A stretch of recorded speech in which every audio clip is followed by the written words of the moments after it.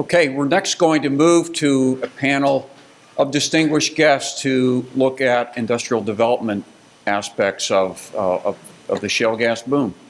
And to lead that, it's my pleasure to introduce my colleague, Dr. Andy Gelman.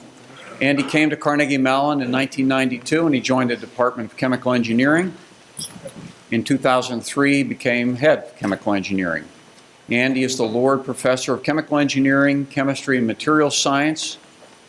He's internationally recognized for his work in surface chemistry and especially the role of surface chemistry in catalysis. Andy's been instrumental in helping to build the Regional University Alliance with the National Energy Technology Laboratory, President Cohen mentioned a moment ago, with our colleagues at the University of Pittsburgh, West Virginia University, Virginia Tech, and Penn State. My pleasure to welcome Dr. Andy Gelman.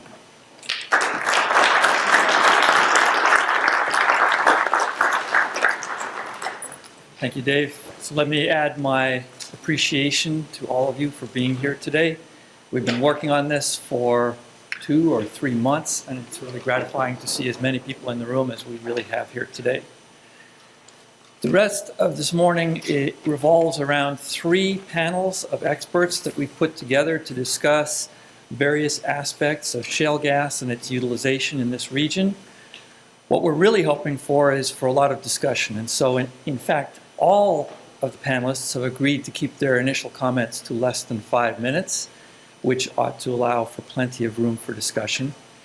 Let me begin by introducing the members of the first panel.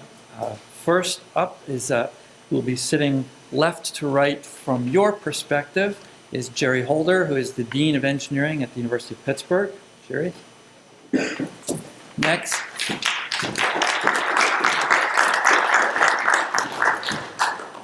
To his left will be Anthony Cugini. Anthony is the Director of the National Energy Technology Laboratory, which has its major campuses in Pittsburgh and Morgantown, and another in Albany, Oregon.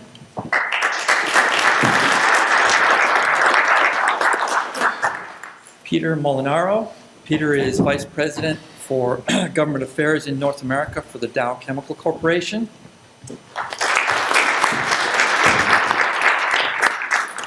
And Russ Crockett. Russ is Senior Vice President of the TPC Group and happens also to be a member of the Board of Trustees. So in fact, Russ is in fact even Jerry's boss and all of them. So before we begin, I would like to just take a minute or two to tell you how we would like to operate these panel discussions. We'll begin by having each of the panelists say a few words to give their perspective on industrial development aspects of shale gas, especially in this region.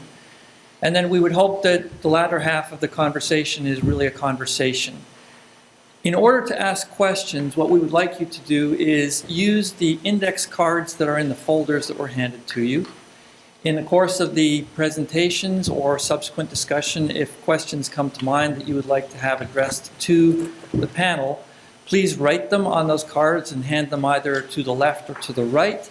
And we will have Debbie, I think, on the left and Lauren on my right, going up and down, who will be taking cards with questions on them from you and then delivering them down to me here.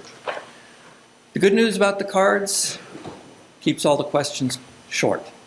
Now, I am under no delusion as to my ability to keep the answers short, but we will try to get as many questions and as much interaction as possible. So if you choose or wish to ask a question, please use the index cards. Please try to keep those questions to a single sentence so that I can readily read them. Please print them, which is even more important from that perspective. And if you wish to have the question addressed to a specific individual on the panel, please indicate to whom you would like it addressed. So with that, I would like to begin. So let me see if I can operate this to get the correct presentation. And I know there's help at hand. Let's see. Oh, you don't have one. I don't have one, right. There is no presentation. So with that... There is a presentation, there's no slides. There's no slides. right. That's fine. Not very well. Well, with that, let me introduce Dr. Jerry Holder, who is the Dean of Engineering at the University of Pittsburgh. Jerry?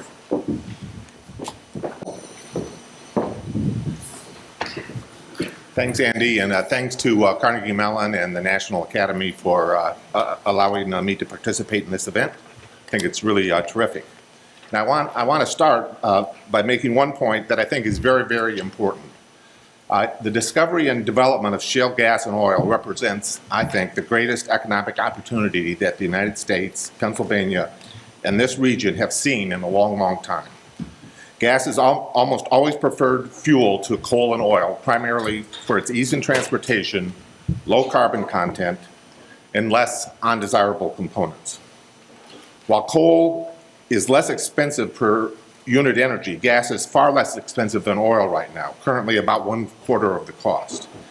And gas can be used in almost all places that oil can. Generation of electricity, fuel for vehicles, heating homes, driving generators.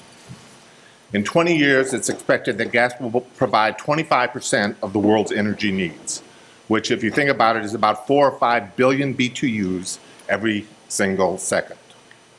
One of the real opportunities is not just to the exploration and production companies that produce gas, but to the companies that contribute to the infrastructure required to produce the gas. Last year, the Marcellus Shale industry created about 50,000 jobs here, and it is expected to create about 1 million jobs in the mature manufacturing industry. It is expected that the energy payroll in the United States will increase by 60% compared to 2003, and these jobs don't include teachers, truck drivers, restaurant workers, carpenters, et cetera, that are influenced by this. When everything's included, I've seen estimates as high as 3.1 million jobs being created across the country. The gas boom created, using an example close to home, faculty positions at the University of Pittsburgh, and I'm sure at CMU.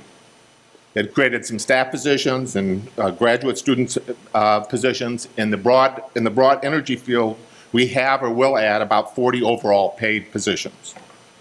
Our research expenditures at the University of Pittsburgh in the energy area have increased by a factor of 3, and we now have about 250 faculty and students doing energy-based research, and including a number of new hires who will focus on Marcellus Shale. Our department chairman for civil and environmental engineering, Savitz, has a paper coming out talking about the regional impact of Marcellus Shale that will appear in a future issue of Science. Here is another example. U.S. Steel benefits from Marcellus Shale in 2 ways. The gas it purchases to make steel is less expensive, and consequently, the cost of making steel are about 20% lower. But they also benefit in a second way. The need for steel for the exploration and transportation of gas is enormous. To give you a sense of the pipeline transportation industry, the pipelines in the U.S. network would stretch to the moon and back twice. U.S. Steel is investing about $100 million into facilities that will create the piping and tubing that Marcellus Shale gas industry needs. Valoric is spending about $650 million, not in this region, but outside this region, and Nucor has announced plans to spend $750 million on a steel plant in Louisiana. And again, the gas fuels produced, using gas, steel can be produced for about $320 a ton, which I mentioned was 20% less than alternative technology. Pennsylvania residents are enjoying gas prices that are about 20% lower, and individual homeowners are also saving money because of Marcellus Shale. There are many other industries that will be impacted. The sand mining industry, for example, is booming because sand is used to prop open the fractures in the shale. Rail cars and locomotives for transportation will also be needed. Natural gas fueling stations for cars and modified truck and car engines will be developed. The aluminum industry and the refining industry should also benefit from lower gas prices. And to talk about the world impact, I just recently got invited to go to China to talk about how U.S. suppliers could support China's shale gas industry. So the opportunities are not local, they're not national, they're worldwide. I want to add one other point. The relative price of gas and oil has diverged. Oil is expensive, gas is cheap. On an energy content basis, oil costs 3 or 4 times as much as gas. And this is a recent phenomenon, as the ratios of prices of these two fuels have been close to 1 for most of history. What this means is that gas will increase in price or oil will decrease. This is my opinion. I don't know if Goldman Sachs agrees with it, but the two things that we need to figure out is what's going to happen. Is the price of gas going to rise, the price of oil going to drop? Since they're interchangeable in many situations, a short-term disruption in the ability to have them compete on price may not be a long-term phenomenon. So if you can predict what's going to happen to those prices, you too could become rich. So that's my comments. Thanks, Andy.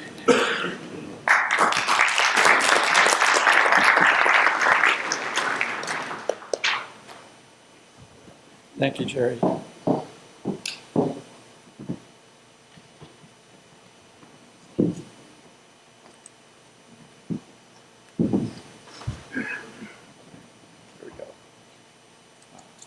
Thank you. Next, I would like to invite Anthony Cugini. Anthony, as I mentioned, is Director of the National Energy Technology Laboratory. Good morning. Thank you, Andy. And I'd like to thank CMU and the National Academy for inviting me here today. I'd like to start by paraphrasing President Cohn. I'm the director of NETL, and I'm paid to say good things about NETL. So I would like to say that, we don't realize, but the shale gas boom is really a wonderful example of the partnerships that can occur in the results of these partnerships. DOE, the Office of Fossil Energy, and NETL were early pioneers in the development of the Marcellus Shale formations and shale gas exploitation in general. And I think what we're seeing now is an outgrowth of that.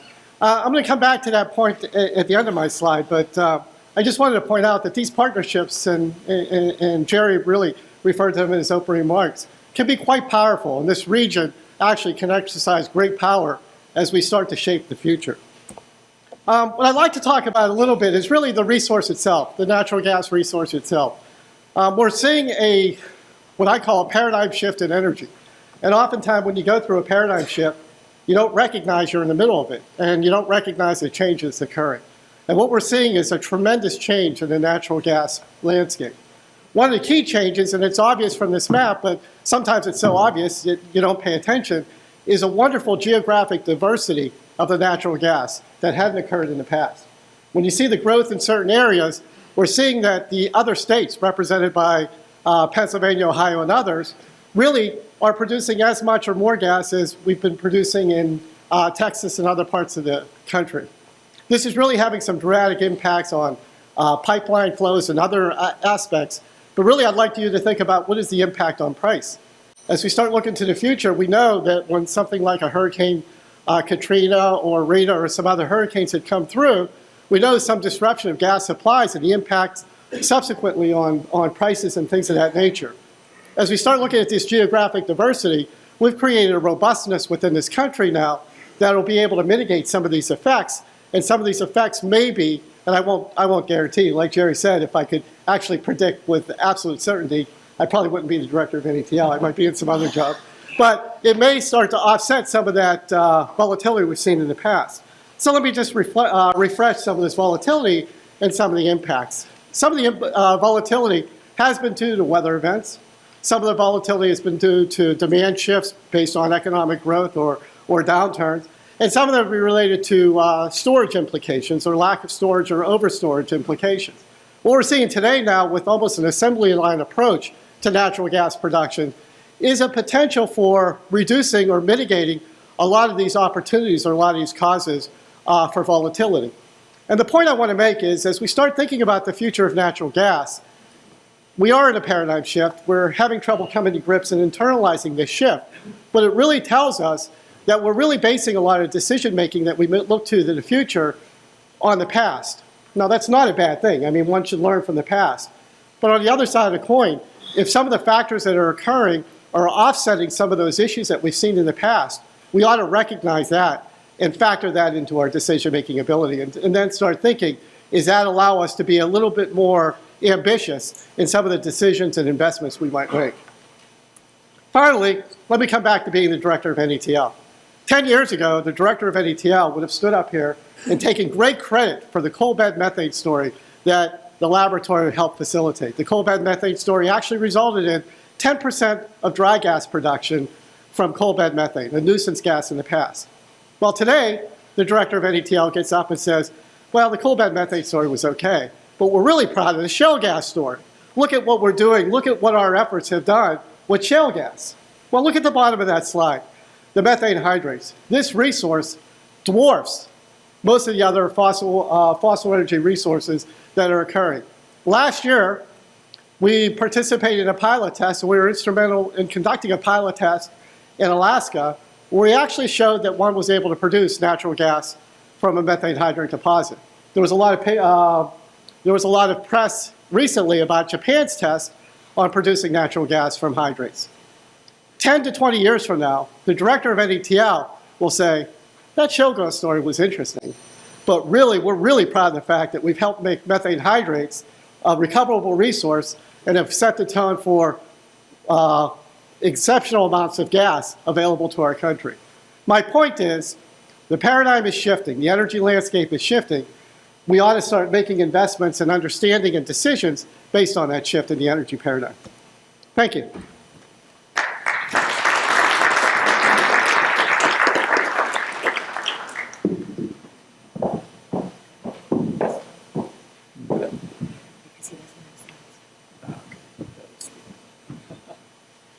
Next, I would like to ask Peter Molinaro, Vice President, Dow Chemical Corporation. Thanks, Andy, and I'm really delighted to be here. I have to say that I still lament the fact that my oldest daughter chose not to apply here after spending a summer here. We fell in love with it, and maybe that was the mistake we made as parents. Let me tell you a little bit about Dow's stake in the shale gas phenomenon. Dow uses the oil equivalent of 850,000 barrels a day worldwide. We have about 50% of our assets in the United States. So we use on a daily basis about the energy production of Australia. And I would say the overwhelming amount of that is in the form of natural gas and natural gas liquids in particular. We have our advanced materials business headquartered here in Pennsylvania, having acquired Roman Haas Company with about 1,500 people at 3 different locations. And we manufacture a lot of our basic materials in the Gulf Coast, but over $300 million worth of product comes back to Pennsylvania to both Dow facilities and to our customers. So if we were having this conversation, 5 years ago, we might have titled this symposium, how to deal with the demise of energy-intensive manufacturing in America. But today we're celebrating this manufacturing renaissance enabled by this amazing gift of affordable natural gas, a phenomenon all but unimaginable 5 short years ago. As recently as 2009, Dow made a decision to shut down one of its ethane crackers in St. Charles, Louisiana. And at the time, the conversation, because I was a participant in some of them, was which is the next one to go? Our CEO in 2005 testified before Congress that we're investing everywhere else but in the United States, Saudi Arabia, Brazil, China, taking advantage of stable, affordable raw materials, either from sugarcane ethanol to ethylene, or coal to chemicals in China, or naturally capitalizing on the bounty of energy in Saudi Arabia. So the ethylene cost curves at the time showed the U.S. sort of like next to last, behind maybe Europe, maybe Asia, but Saudi Arabia is number 1. Today the U.S. is second only to Saudi Arabia in petrochemical competitiveness, all thanks to shale gas. And I think you could count us back then as one of those hopeful skeptics. Was it for real? Could you get it out of the ground? At what cost? At what price would it be sold for? And then the big question was it wet, right? How much ethane was really in these shale plays? And as we found out, apparently quite a bit. So to see how we answered that question, we put our money where our mouth was. We announced investments of up to about $5 billion in new chemical and plastics production in the United States, particularly in the Gulf Coast, including the restart of that idled ethane cracker in Louisiana. The people who were actually on the team that were planning the demolition of that really got a big reprieve and are pretty darn happy that we didn't demo that cracker.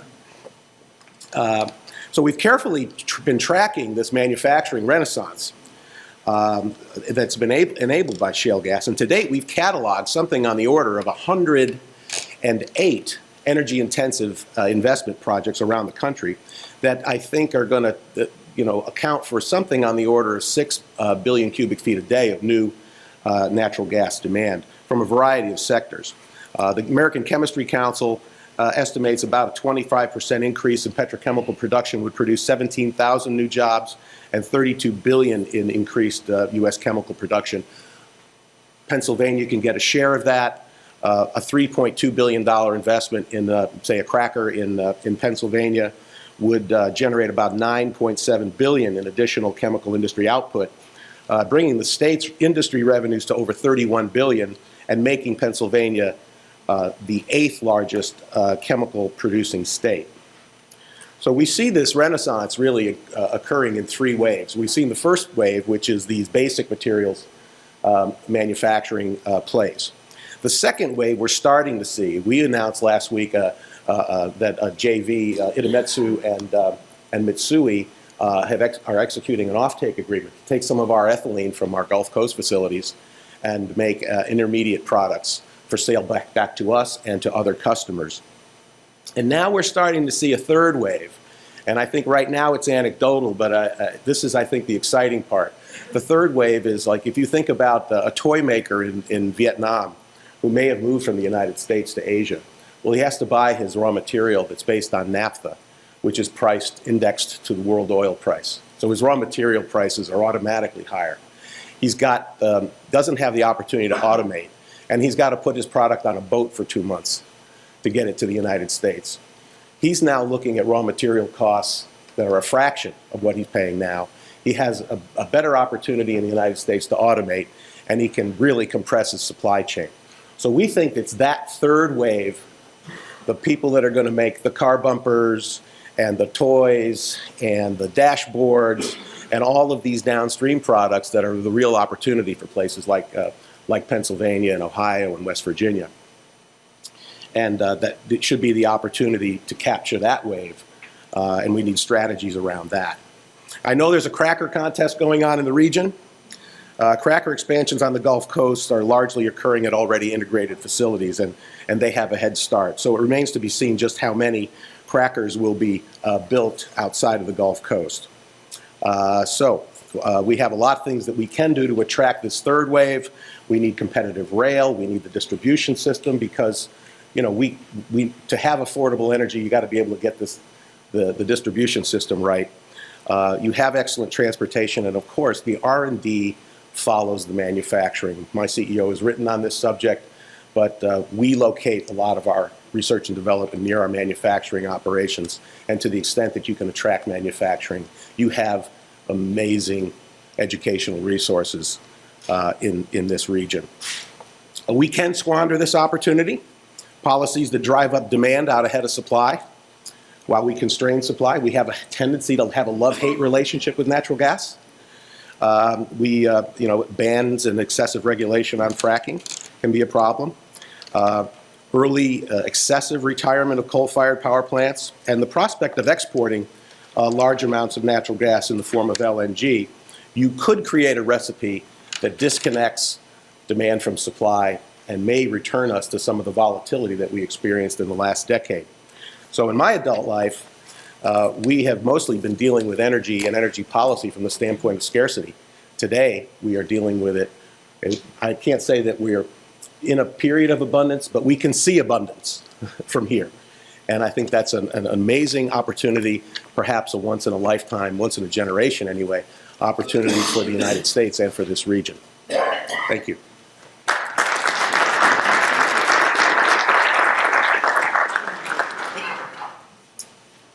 Next, I'd like to invite Russ Crockett, Senior Vice President of TPC Group. Russ?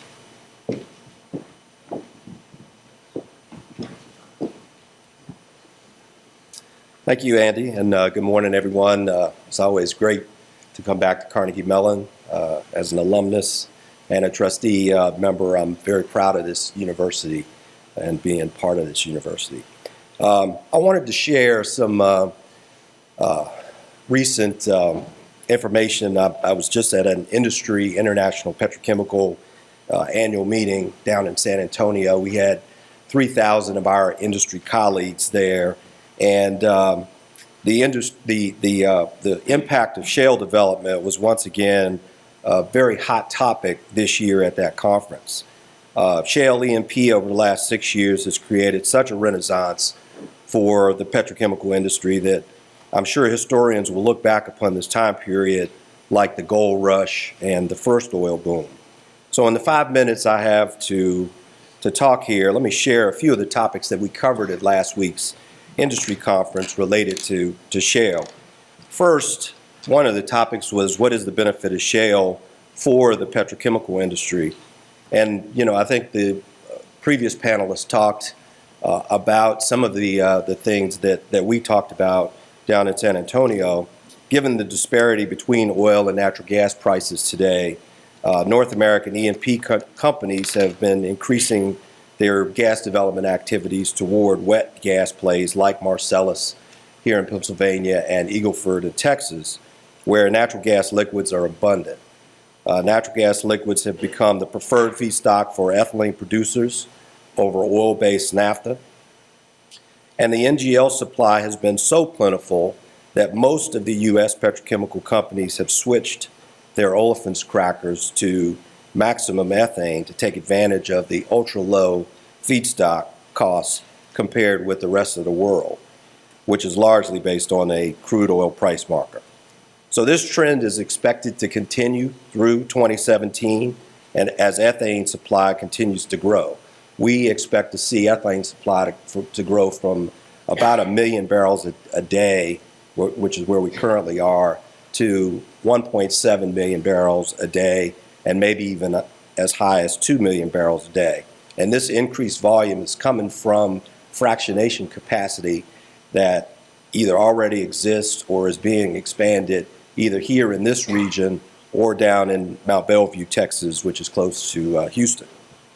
We also expect propane and butane supplies coming from those NGLs to increase. However, the growth in those NGLs is expected to be lower than ethane, growing about 250 to 150,000 barrels a day, respectively. So you have all this gas and all of the petrochemical feedstocks.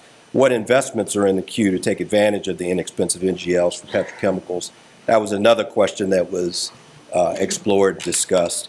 And so around the world, you know, we had these 3,000 delegates from companies from around the world, all descending on San Antonio, Texas, and everybody was there to talk about the fact that the next wave of ethylene crackers will shift back to the North American region, just given the significance of the ethane cost advantage.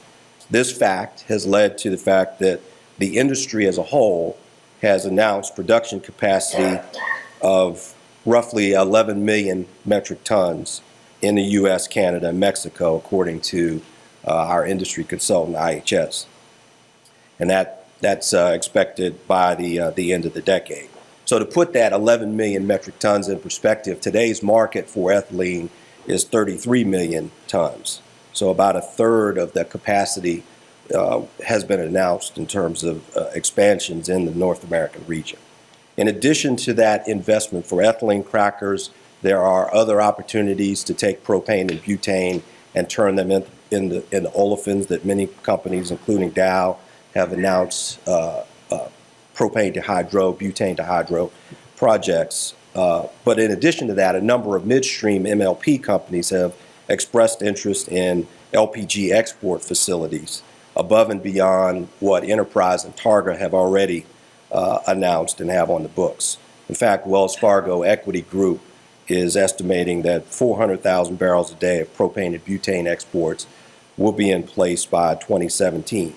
Now, to give you an example of the export differential that exists today for propane exports, if you look at the price of propane roughly in the month of March in the U.S. Gulf Coast, spot was about 83 cents a gallon.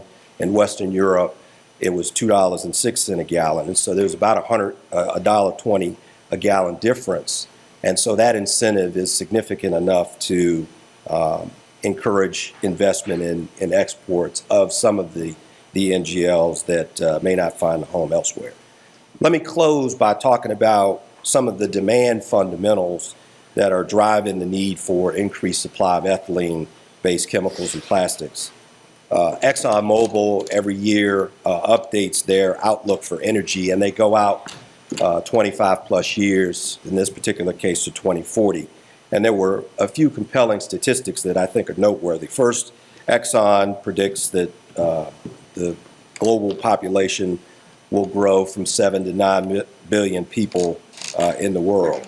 As a result of that growth in population and the developing economies that will improve their standard of living, GDP growth is expected to double over that 25-year time period from $60 trillion to 120 trillion US dollars. So given these staggering facts, ethylene derivatives tend to grow at a multiple of GDP growth, 1.5 times to 2 times GDP. So today we're operating around 150 million metric tons globally. We could potentially see a ethylene derivatives market that is becoming close to 500 million metric tons of total capacity. No one really knows exactly how this is going to play out, but the point is the growth is staggering, and we believe that the future for North American petrochemicals is bright, just given the abundance of low-cost shale-based energy. Thank you.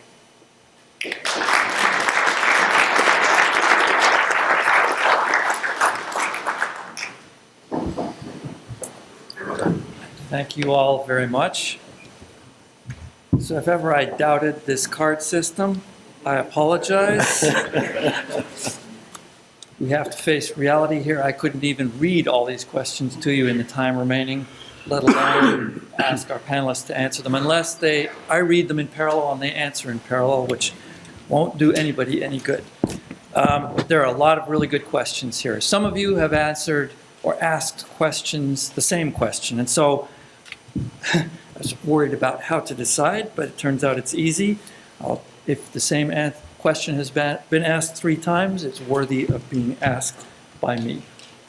Let me just begin with a question which might best be addressed either to Peter or to Russ, and that is the issue of shale gas remaining in this region. So we're all aware of the fact that there are opportunities in this region for the use of wet gas. We're also aware of the fact that shale gas could be shipped to Texas, and we're also aware of the fact that it could be shipped offshore. What are the kinds of things that are needed to help us to retain shale gas or use shale gas in this particular region? Well, as I alluded to in my remarks, there's the cracker discussion, and I think that our industry has had a habit of overbuilding crackers in years past. So I would say that building a cracker in the Midwest somewhere does require building lots of other things, right? You got to build a whole derivative infrastructure, and you're competing with the Gulf Coast that has basically sunk steel all the way through. I mean, we are adding additional derivatives capacity, but there's just so much infrastructure already in place in the Gulf Coast. So I just wonder whether you're better off trying to capitalize on, keeping the ethane here in the form of an intermediate product that is shipped up from the Gulf Coast in the form of plastic pellets or other materials. There are some people who talk about the idea of creating a local source of ethylene oxide, for example, to help companies who have to ship ethylene oxide long distances from the Gulf Coast to reduce their transportation risk. That's an interesting idea, but I think you need more than just ethylene oxide capacity to have an integrated petrochemical presence in this region. So I would say, as I had suggested, focus on that third wave, all of these processing type opportunities. They may be small and medium sized, but I think there's they don't have to be close to a cracker or a gas well. Russ? Yeah, and just to build on Peter's remarks, I would focus on the investment side of this and just reinforce the fact that, if you look at the 11 billion or 11 million metric tons that I mentioned being built in the Gulf Coast or announced to be built in the Gulf Coast, most of those are on sites that have the inside battery limits infrastructure as well as the outside logistics tanks, pipeline infrastructure. And so the total investment of a brownfield or a greenfield cracker in this region is probably going to be twice the investment of what the folks in the Texas region are looking at. And so from a competitiveness standpoint, it's hard to compete with that. We may get to a point where shale is so abundant, particularly if you consider Utica being as significant as it's supposed to be, that there is much more ethane than 2 million barrels a day.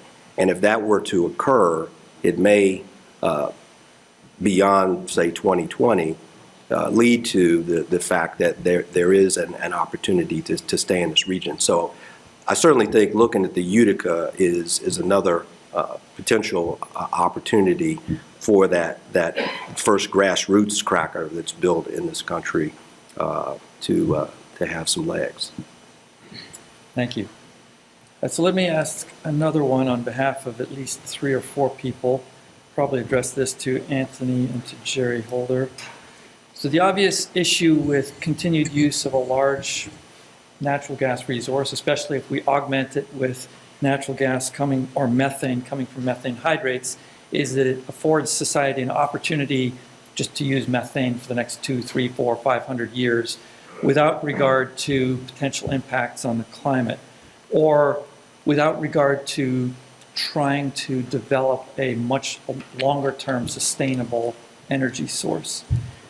So perhaps you could give us your thoughts on how this opportunity might help us reach a truly long-term sustainable form of energy without or with minimal impacts on the environment. Well, it was difficult in 5 minutes to address all the aspects of the methane hydrates story, but let me give another interesting aspect to the Alaskan test. The Alaskan test really looked at disrupting the methane hydrate lattice using carbon dioxide.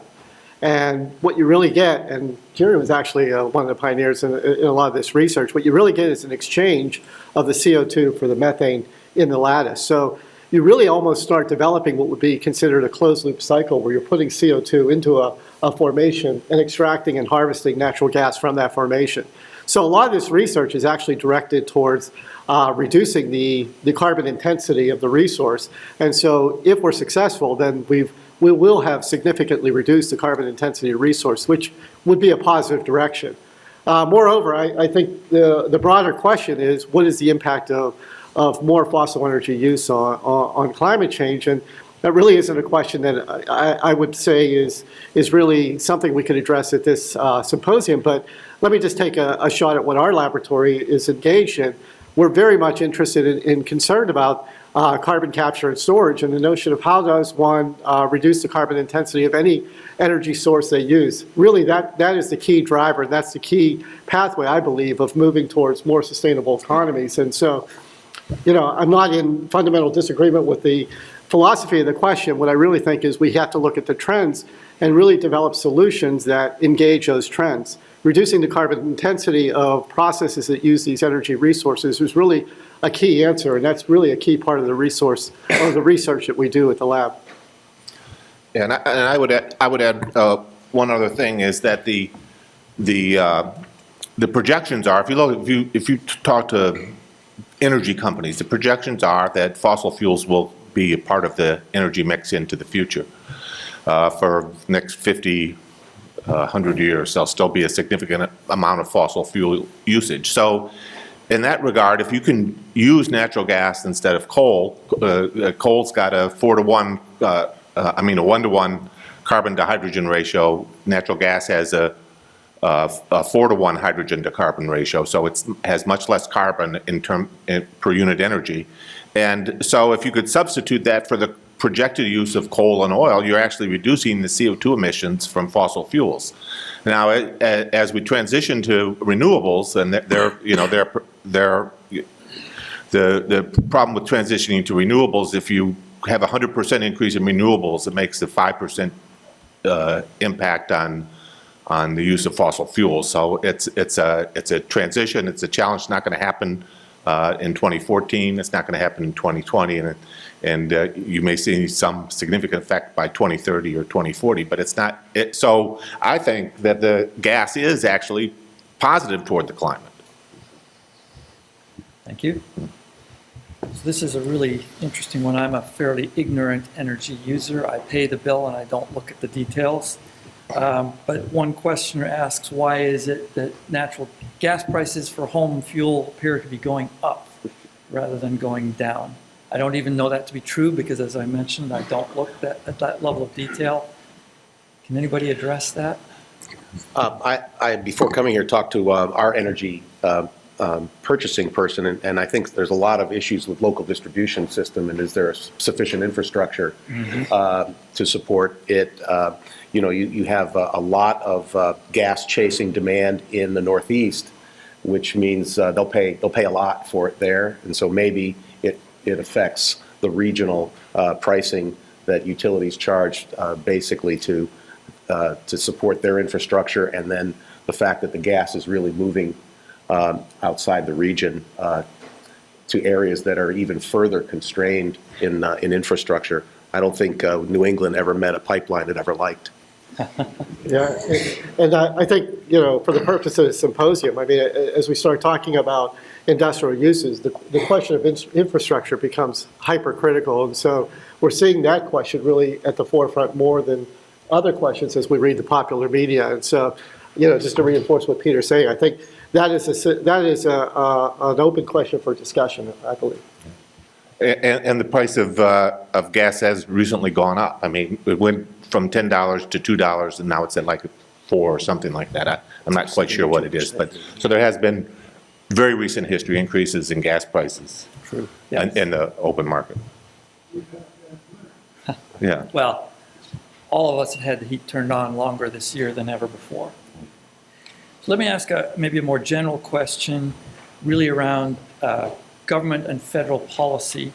Could you give us some ideas of the types of policy decisions that could be made over the next year or 2 years that would actually encourage growth or expanded use of wet chemical or natural gas for processing? In other words, the creation of a downstream chemical processing industry that uses natural gas in this region.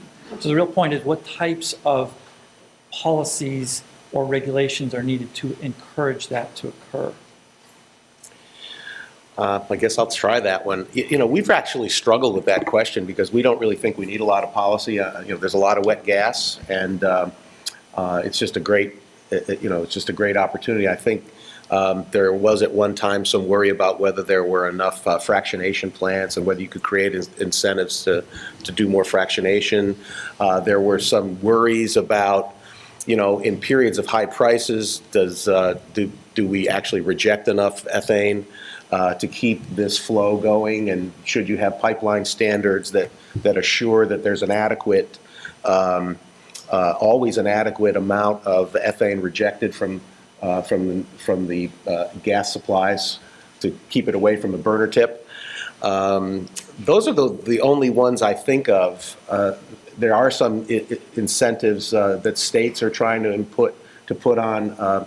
Texas creates some incentives for our cracker project in Texas. I know Pennsylvania has been debating some legislation to provide some rebate on a per gallon of ethane basis, but I just think that the difference between the price of oil, I think is what Jerry was talking about, the price of oil and the price of natural gas is a pretty big incentive. Can I just follow up a question to you, Peter? Because one of the things you brought up was the potential that you were going to take off stream a cracker, and now you're bringing it back on stream.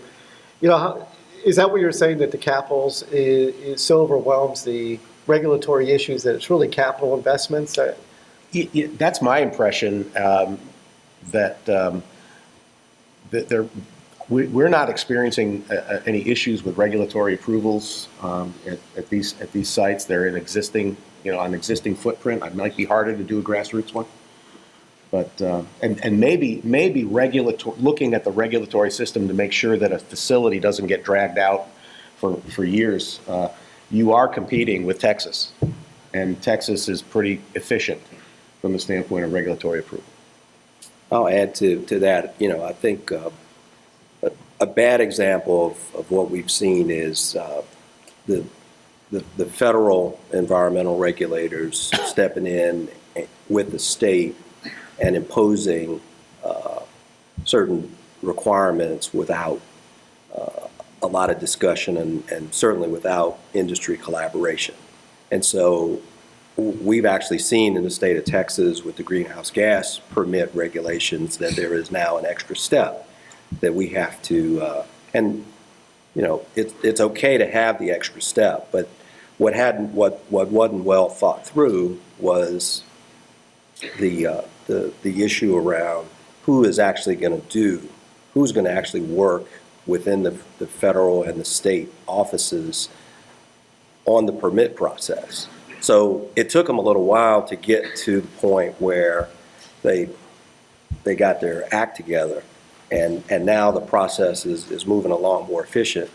A better example is where industry and the regulators collaborate, whether they're state regulators or EPA folks, and have a discussion. So it was encouraging to hear about best practices from an environmental standpoint, because that to me is the best practice, where there is discussion and discourse in order to come to the right solution. And I think there's another policy avenue that we have to think about, because we get so fascinated and seduced by plentiful natural gas that we turn our general mantra about all of the above energy policy to one of the above. And we never win when we rely on a single fuel source.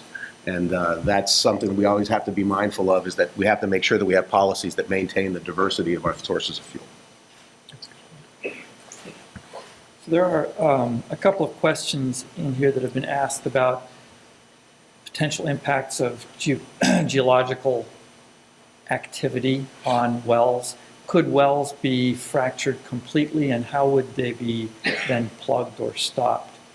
So maybe you could give us a few ideas or thoughts on how likely that is, and are there ways in place to mitigate that kind of problem if it should occur in the United States? Anthony. Yeah, I think we tend to be hypersensitive about risks we don't understand. It's obvious to me that a lot of the industry is very comfortable with the technologies they're putting in place with handling a lot of these issues. And one really has to come to grips with, really the depth of these wells and the issues of, we talk about environmental impacts, but these wells tend to be quite deep. So I think we really have to focus on what are kind of the real risks and what are kind of the risks that we kind of can inflame in some of these issues. And so the recovery rates are rather low as they are. It's difficult for me to conceive an uncontrollable situation or anything of that nature. I think these recovery rates tend to be on the order, if I'm understanding, between 20 and 30%, and people would love to get higher recovery. So I just don't know how else to react to that question. Okay. Anybody else like to address it? No. Let me ask something more about the jobs, because in this region you hear about job creation, and you also hear complaints about more license plates from Texas in the parking lot. In other words, there are jobs, but not for local residents. So the question would be, really, if there are jobs being created here, how do we make sure that they are available for the regional inhabitants? And how long do you think they will last? Will there be a boom and a bust in job creation in our use of natural gas? Let me take a first shot at it, because I want to go back to the speech that Jerry Cohn talked about and the importance of Allegheny Conference. Allegheny Conference has really been looking at this and developing a lot of programs. E to the Power of Pittsburgh was a wonderful thing to attract people to understand the job market. The spinoff of the ShaleNet program, where it's a retraining effort, where they're looking at retraining people in this region has been quite successful in enabling people to be retrained. A lot of these jobs are specialized and require that kind of training. And I think the universities, as well as the LEE conference and NETL, have been really active in this area of trying to redevelop the workforce so they can take advantage of a lot of these jobs. So this is an issue that I think the region has been stepping up really well towards and has been proactive in trying to provide opportunities for regional job growth. And I guess that, there's a tendency on the part of the industry, the producers, to say there's an awful lot of manufacturing that comes along with the supporting the extraction process. But as I tend to think about it, people ask the question. There was actually some legislators that asked, what's left behind when the rigs go away? Well, my view is that if there's a manufacturing infrastructure for downstream manufacturing, it almost doesn't matter where the rig is, as long as it's somewhere in the United States and in the distribution system that can get the gas here affordably. And I think that's really the story that we have to tell people, is that it's not just about making tubing using, it's about making Tupperware. It's about making car dashboards and bumpers and the components of iPads, and a lot of that starts with ethane somewhere. And I think we ought to be looking at those downstream. There's a great study that was done by the U.S. Conference of Mayors, by IHS, talked about the job creation potential in urban areas, metro areas, in the chemical industry. And it really cited the chemical industry as the place where there's a tremendous amount of job growth opportunity and existing jobs because of these, the third wave, the people that are buying polymer, plastic pellets and making things. And I think that's the thing. There are some other issues that there's a neighboring state that is having a problem delivering workers who can pass a drug test. And it's become of significant proportions that it's an inhibitor. So these are some of the other the other softer issues that we also have to deal with about those jobs. And I would just say, I think it's pretty clear that this industry is creating a lot of jobs locally and nationally. I mean, there are, if you import someone here from Texas and they're working here, they're creating jobs here, even if their residence is in Houston. They're renting apartments and making income for the apartment holder, or renting a house, or moving to Pennsylvania permanently, or going out and shopping and buying stuff at the Walmart and stuff. So it's not, the jobs are being created, and a lot of them are being created locally, and there's story after story. You can talk to people who've benefited dramatically from this, even if they're not in the business. Let me ask, I think, perhaps one more. So that has to do with, again, back to the environment. We certainly hear a lot about the impacts or potential impacts of fracking and drilling and all of the upstream components of this industry. There are undoubtedly some environmental impacts of the midstream and downstream part. In other words, the transport of gas and then ultimately its use and conversion into more valuable products.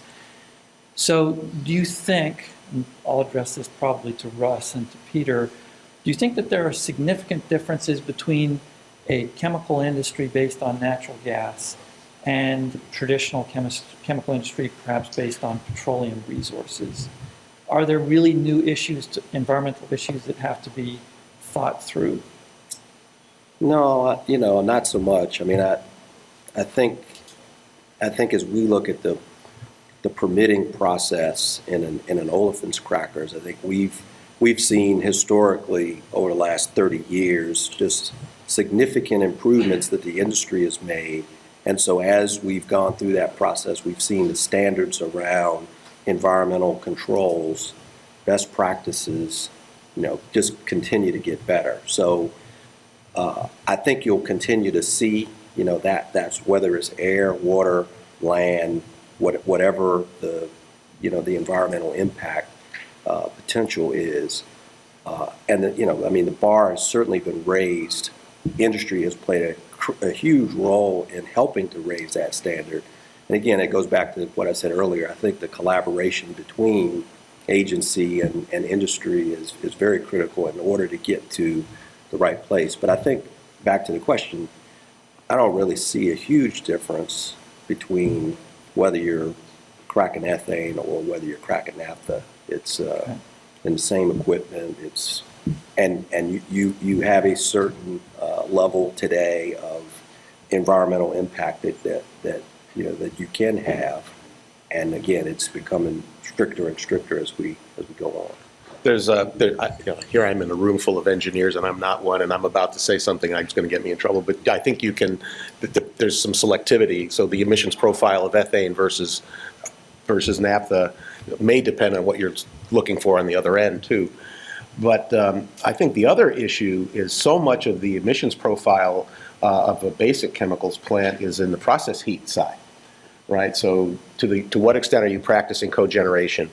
Combined heat and power is great, but there's also, to brag on one of your fellow labs, is the Idaho National Lab is working on something called the high temperature gas reactor, which is a inherently safe source of process heat. So if you could imagine using something other than fossil energy to create process heat, what do you need, 1,500 degrees C in a cracker?